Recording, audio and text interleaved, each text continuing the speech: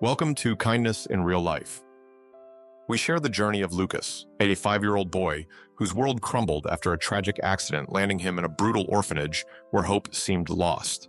But one man, a millionaire with a hidden heart, saw him, stayed, and fought to give him back his voice and a family. This is a tale of resilience, redemption, and the power of choosing to care. Join our Kindness in Real Life family, hit that comment button, and dive into a story that will linger long after the last word. The hospital room smelled of bleach and plastic, a sterile assault on Lucas Reed's small nose. Afternoon light filtered through a cracked blind, casting thin stripes across the white sheets that cocooned his tiny frame. At 5 years old, Lucas lay still, his pale skin scratched and bruised, a clunky cast wrapping his left wrist. His dark curls clung to his forehead, damp with sweat, and his green eyes, usually bright with mischief, stared blankly at the ceiling. His blue pajamas, too big, bunched at his ankles. The hum of machines and distant footsteps filled the silence, but no one had told him where his parents were. His fingers clutched the edge of the blanket, waiting for the world to make sense again. Just hours ago, he'd been in the back seat of his parents' car, legs swinging, sticky fingers, tapping to a radio jingle. His dad. Adam hummed along his warm voice, a familiar anchor. His mom.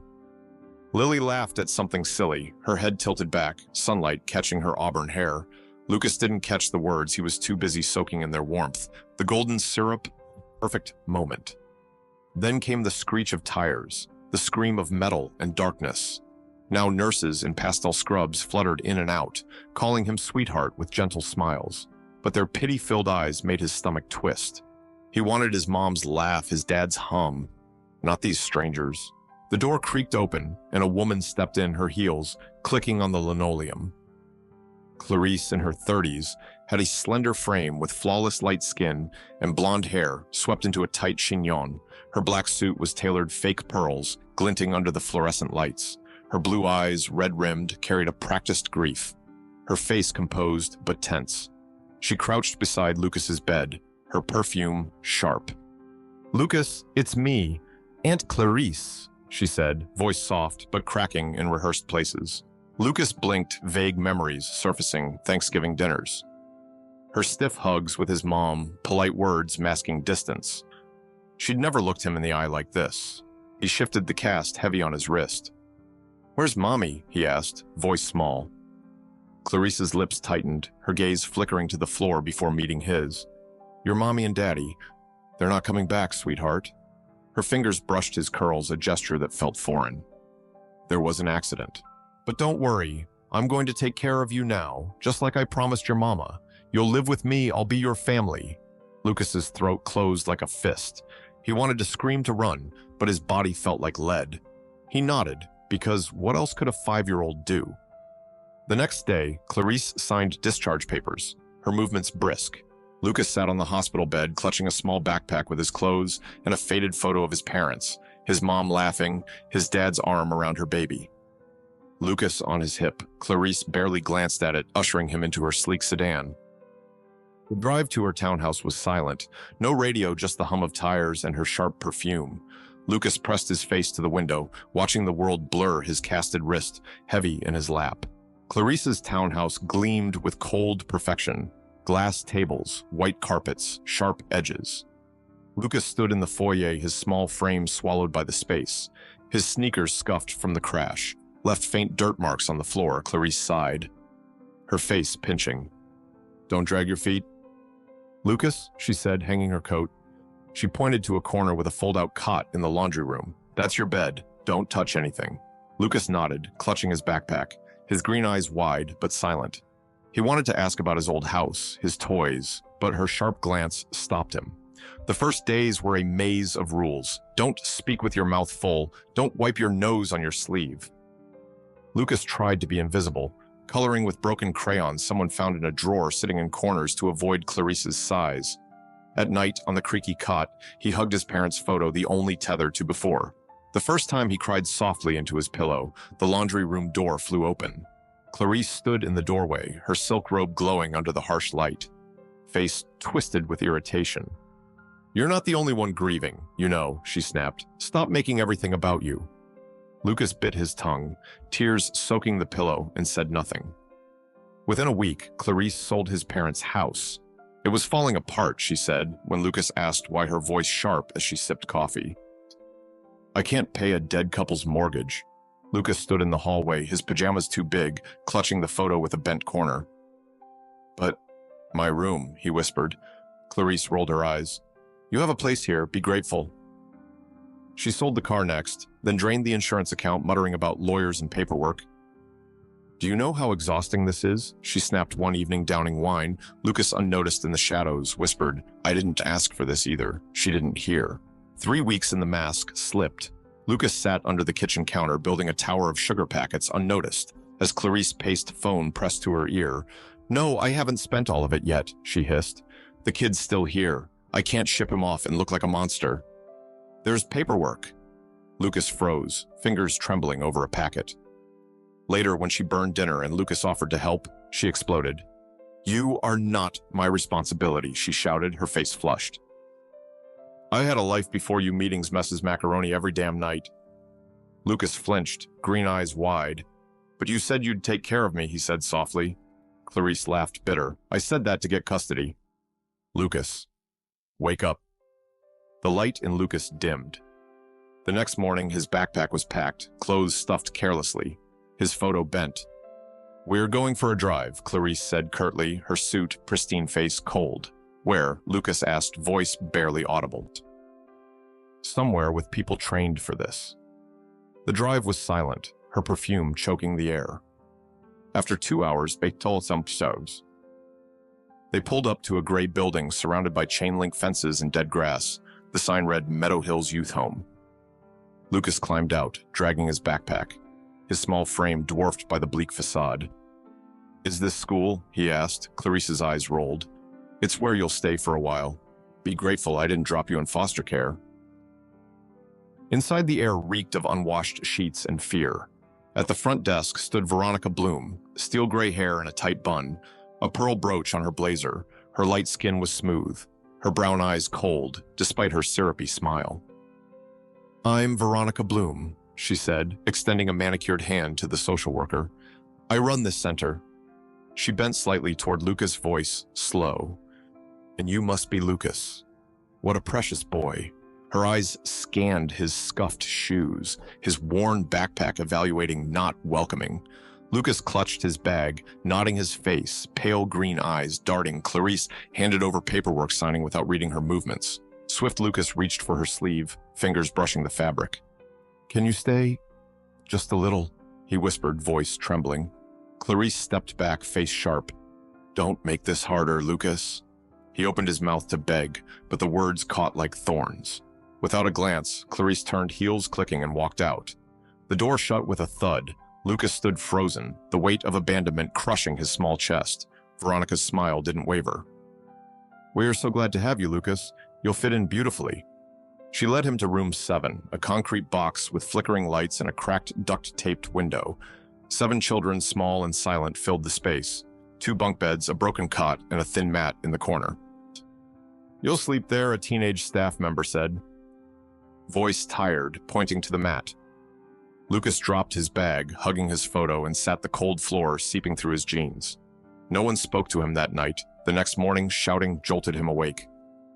Up, everyone! Veronica's voice cracked like a whip, her sweet tone gone. Lucas scrambled up, heart racing. A bigger boy whispered, Hurry, make the floor neat, or she'll make you redo it. Before Lucas could move, a clipboard hit his chest. Laundry. See today, barked Doris, an older staff member with gray hair and a scowl. You know how to fold shirts? Lucas blinked, voice small. I'm 5. Doris smirked. You'll learn fast. As Lucas followed her to the laundry room, the weight of Meadow Hills settled like mildew. The hushed voices, the averted eyes, the silence after every adult's step. This wasn't a home. It was a cage. His green eyes dulled, his small hands trembling as he gripped his photo tighter, the only piece of love left in a world that no longer made sense. What horrors awaited Lucas in Meadow Hills, and who would see the invisible boy? Share your thoughts in the comments. Join us for a story of hope that fights to shine through the dark. The air in Meadow Hills Youth Home clung heavy with the sour tang of unwashed sheets, and a deeper, unspoken fear. Dawn barely pierced the cracked, duct-taped windows of room 7, where Lucas Reed woke on a thin mat in the corner. His small frame shivered under a threadbare blanket, pale skin bruised from the cold floor. Dark curls matted against his forehead, his green eyes dull, no longer sparkling. His blue pajamas frayed at the cuffs clung to him, and his casted wrist ached. Clutching a faded photo of his parents, his mom laughing, his dad's arm around her. Lucas sat up, the concrete room silent except for the uneven breaths of 7 other children crammed into bunks and a broken cot. Shouting shattered the quiet. Up. Everyone. You're behind. Veronica. Bloom's voice sliced through the walls, sharp as a blade. Lucas scrambled to his feet, heart pounding, his small hands smoothing the mat, as a bigger boy, wiry with dark skin and cropped hair, whispered, "Make it neat, or she'll have you redo it 10 times. Lucas nodded, green eyes wide, but before he could finish, Doris, a staff member with gray hair and a permanent scowl, loomed in the doorway. Her stocky build filled the frame. Her ruddy skin flushed with irritation, brown eyes cold. Her faded sweater and slacks were wrinkled, her voice a bark. Laundry.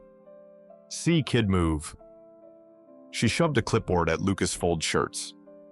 You know how Lucas's voice trembled. I'm only little, Doris smirked. Learn fast. The laundry room reeked of bleach and mildew, its flickering bulbs casting shadows on stacks of worn clothes. Lucas stood on a crate, his small hands fumbling with shirts too big for him, the cast slowing his work. Doris hovered, snapping, faster, or you'll miss breakfast. Breakfast was cold oatmeal, a gray sludge in chipped bowls. Lucas ate in silence, the other children, pale brown tan, all with hollow eyes avoiding contact. Seconds were forbidden. A girl who asked was sent to scrub pots. Lucas learned quickly, keep quiet, keep small, keep invisible. Meadow Hills wasn't a home, it was a machine. Lucas's days blurred into chores, sweeping halls, scrubbing toilets, sorting donated clothes, carrying crates to the basement. His casted wrist throbbed, but complaints earned punishment. Once spilling water during lunch, a staff member with dark skin and a tight bun grabbed his arm, her grip bruising, trying to make a slip. Brat, she hissed, dragging him to scrub wall scuffs with a toothbrush. Lucas worked in silence, his toothbrush gone. The next day, no replacement given. Veronica ran the place like a factory, her steel gray hair pinned tight, pearl brooch gleaming on her blazer. Her light skin was smooth, her brown eyes cold behind a syrupy smile for visitors. To the children, she was a storm heels, clicking voice, cutting punishments. Swift donations arrived, weekly boxes of clothes, toys, books. But the children saw little. Don't touch a staffer, warned. They're being processed. Lucas overheard whispers. Processed means sold. Veronica hosted charity dinners, her pink blazer bright in newspaper photos, shaking hands with the mayor. Lucas wanted to scream, but silence was safer. Punishments were cruel public. A boy. Jamie broke a broom handle by accident. I didn't mean to, he sobbed, his dark skin bruised, brown eyes swollen after 2 days in the quiet room. A windowless closet, Lucas learned to move like a shadow. No noise, no mistakes. One afternoon, mopping the main hallway, Lucas felt Veronica's presence before he saw her. Her heels clicked, her voice loud on the phone. She slipped slightly on the wet floor, spinning on him, eyes blazing. What are you, stupid? No warning sign, Lucas stammered. I wasn't given one, slap. The sound echoed his cheek, burning green eyes welling but dry. Clean it again, she hissed. Trip me, and you'll scrub toilets for a month. That night on his mat, Lucas hid under his blanket, staring at his parents' photo under the hallway's weak light. I miss you, he whispered, voice breaking. I can't do this. The wind outside answered, cold as the floor. Lucas was fading, his small body thinning, his spirit dimming. He was invisible until he saw the man. It was a Tuesday afternoon, Lucas peering through the common room's grimy curtains. Outside on the front steps sat a man with a gentle smile, his weathered face framed by a patchy beard. Raymond Ellis had a lean build, his light skin lined from years of quiet grief. His gray cardigan was patched jeans, worn thin, shoes scuffed. In his lap, a tin held broken cookies, oatmeal, raisin, jagged-edged. He wrapped 3 in a napkin, handing them to a girl with braids, her dark skin glowing as she giggled, hiding the treasure. 1 for each braid, Raymond said softly, his blue eyes warm. Lucas watched a strange calm settling over him. This man didn't belong to Veronica's world. Raymond came twice a week, always with gifts, bruised, apples fixed toys, a doll with button eyes. The children flocked to him, showing drawings, whispering jokes. They didn't care about his ragged sweaters or uneven beard. To them, he was magic. Veronica despised him. "You again," she snapped. One morning, arms crossed, as Raymond arrived with a cooler, expired yogurt-dented cans. Raymond's smile stayed soft. "Strawberries, perfectly good." Her face tightened. "You're not allowed inside during hours." He nodded. "I'll wait." And he did, rain or heat, never complaining. Lucas watched from afar, drawn to Raymond's quiet kindness. One Thursday, cleaning the front hallway, he saw Raymond under a maple tree, carving a wooden duck for a girl who missed her farm. Veronica stormed out. "Heels snapping, whittling weapons," she sneered. "It's a duck," Raymond replied, handing it to the girl with a wink. Lucas's chest ached. He wanted to be seen like that, not as a burden. He began noticing Raymond's patterns, the way he lingered, watched staff, noted which children flinched. There was purpose in his calm, a steadiness Lucas craved, one rainy afternoon. Lucas found courage. He approached the gate, his sneakers squelching. Green eyes, shy Raymond sat on a bench, soaked but cheerful, a canvas tote beside him. "Hi, Lucas," said, voice barely audible. Raymond looked up, blue eyes warm. "Hey, Lucas." He patted the bench. "Got cookies, crumbled oatmeal, raisins, still good." Lucas hesitated, then sat, ignoring the rain. "Even if I don't have braids," Raymond laughed, rich and honest, easing the ache in Lucas's chest. "I'll make an exception." He handed over a napkin-wrapped bundle. Lucas took it, fingers trembling, his face softening for the first time in weeks. "What's your name?" Raymond asked. Lucas shrugged. "Talking doesn't change anything here." Raymond nodded slowly. Sometimes listening does. They sat in silence, rain pattering. Lucas clutching the cookies like a lifeline. He didn't know Raymond was more than a kind stranger for years. Raymond had anonymously donated large sums to Meadow Hills through the Evelyn Hope Fund, named for his mother. When Veronica took over, he noticed the changes, thinner children. No classes, silence. He visited to see for himself, his heart breaking at the truth. But he stayed quiet, gathering observations, waiting for the right moment. That night, Lucas lay on his mat, the cookies hidden in his backpack, his parents' photo pressed to his chest. Raymond's laugh echoed in his mind, a flicker of warmth in the cold. He didn't know. Raymond was watching closer now, noting bruises, locked doors, missing donations. He didn't know Raymond carried a drawer of folders, dates, names, photos, building a case. To Lucas, Raymond was just a man with crumbling cookies, the only adult who didn't yell who saw him. And maybe, just maybe, that was enough to keep his small heart beating. Meadow Hills was a cage, and Veronica's cruelty was sharpening. How long could Lucas survive, and what would Raymond uncover in the shadows? A single cookie, a single glance. Could they be the spark to break a boy free from a cage of cruelty? Hit that like button to follow. Lucas's fight for hope. You won't want to miss what's coming. Snow swirled outside Meadow Hills Youth Home, cloaking its grim facade in a fleeting illusion of peace. Inside, cold gnawed at room 7, where Lucas Reed curled on his thin mat, small frame trembling under a tattered blanket. His pale skin bore fresh bruises, dark curls plastered to his forehead with sweat. Green eyes, once vibrant, stared into the dark, clutching a creased photo of his parents. His mom's laugh, frozen. His dad's arm around her frayed pajamas hung loose, his casted wrist throbbing. The sputtering heater offered no warmth, and hunger gnawed breakfast's cold oatmeal and a half-eaten sandwich long gone. Veronica Bloom's wrath over a broken light bulb had stolen dinner from all. Through the common room's frosted window, Lucas glimpsed a figure in the snowy courtyard, Raymond Ellis, lean and weathered, his patchy beard dusted white, hammered a patch onto the basement door to block the biting wind, his light skin reddened from cold. Gray cardigan, sodden jeans, threadbare. Blue eyes, focused hands steady despite raw knuckles. He worked alone, unnoticed, except by Lucas.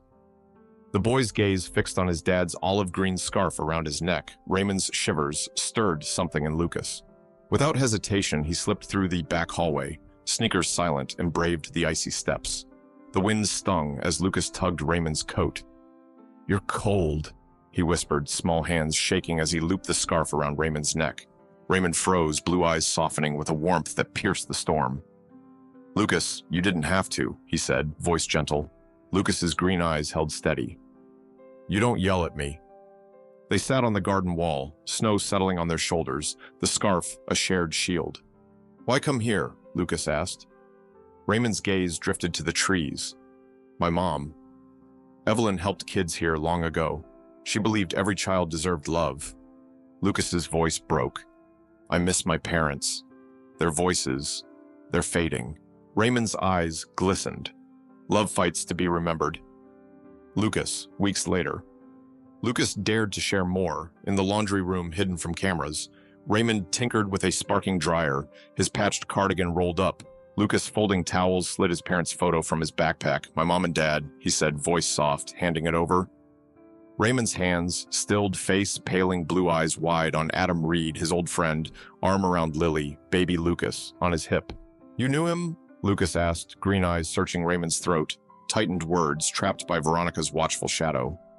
He returned the photo, voice low. He'd be so proud of you. Raymond's visits sharpened with purpose. He noticed Lucas's cough, the holes in his socks slipping new ones under the bunk. Secretly, he confirmed Lucas was Adam's son, his godson bound by unwritten vows. His drawer of evidence grew notes on bruises, locked doors, vanished donations. Then came the moment that broke the silence. In the courtyard, Veronica's voice lashed like a whip. Useless brat. Lucas knelt in the dirt, blood smearing his face, a bruise blooming on his cheek. His torn shirt hung limp, green eyes flooded with fear. Veronica loomed, steel gray hair tight, pearl brooch glinting, light skin flushed with fury. No one pities you, she spat. Finger jabbing, Raymond stepped forward, voice a quiet storm. Stop. Veronica whirled, brown eyes venomous. You have no right. This child is bleeding. Raymond cut in, standing between her and Lucas, blue eyes blazing. Your cruelty ends now. He knelt, lifting Lucas, the boy's heartbeat, a frantic drum against his chest. Blood trickled from Lucas's forehead, his small body shaking. Raymond carried him inside, voice roaring through the lobby. Call for help. His cardigan, soaked with snow and blood, clung to him, but his grip on Lucas never faltered. That night, Raymond unleashed his truth. Months of evidence, hidden camera footage of Veronica's slaps, audio of her threats, ledgers of stolen donations flooded to a journalist and a child advocacy lawyer. Videos showed Veronica yanking children financial records, exposed her funneling funds to sham companies. By dawn, the Oakbridge Sentinel screamed. Meadow Hills, unmasked abuse and theft. Veronica's arrest outside her gym, pink blazer stark against handcuffs, became a public reckoning. Charged with child endangerment, assault, and embezzlement, her empire crumbled. Meadow Hills shut down, its children moved to safe havens. Lucas woke in a hospital sunlight, soft on a clean ceiling. His small frame rested in crisp sheets, pale skin, healing green eyes flickering with life. Raymond sat beside him, weathered face, tired but warm, patched cardigan draped over the chair. You're safe, he said, blue eyes steady. Lucas's voice was small. You stayed? Raymond smiled. Always. Reporters soon gathered, cameras flashing. Raymond stood by Lucas, hand on his shoulder. I'm Raymond Ellis of the Evelyn Hope Foundation, he declared. Silence shielded cruelty. Too long. Lucas isn't adopted. He's family home where he belongs. A year later. Raymond's cabin glowed with warmth, windows framing sunlit woods, Lucas stronger, dark curls bouncing smeared syrup on toast, his sweater and jeans bright. His green eyes sparkled, nightmares. Fading under Raymond's steady presence, reading tales, soothing fears, Raymond in a worn cardigan flipped pancakes, blue eyes, crinkling, Lucas thrived at school. Painting dragons, laughing with friends. Meadow Hills, reborn as happy, bloomed with gardens. Classrooms and open doors. Lucas's watercolor graced its hall, a boy and an old man under an umbrella. Sunlight piercing clouds captioned in yellow crayon. You stayed. Raymond didn't save Lucas with grand heroics. He saw him chose. Him built a family from quiet love. In a world of cages, one man's light became a home. A single scarf, a single choice. Can they rewrite a broken life? What act of kindness has lit your path? Hit that subscribe button to join our kindness in real life family. Share stories that prove love is the strongest light of all.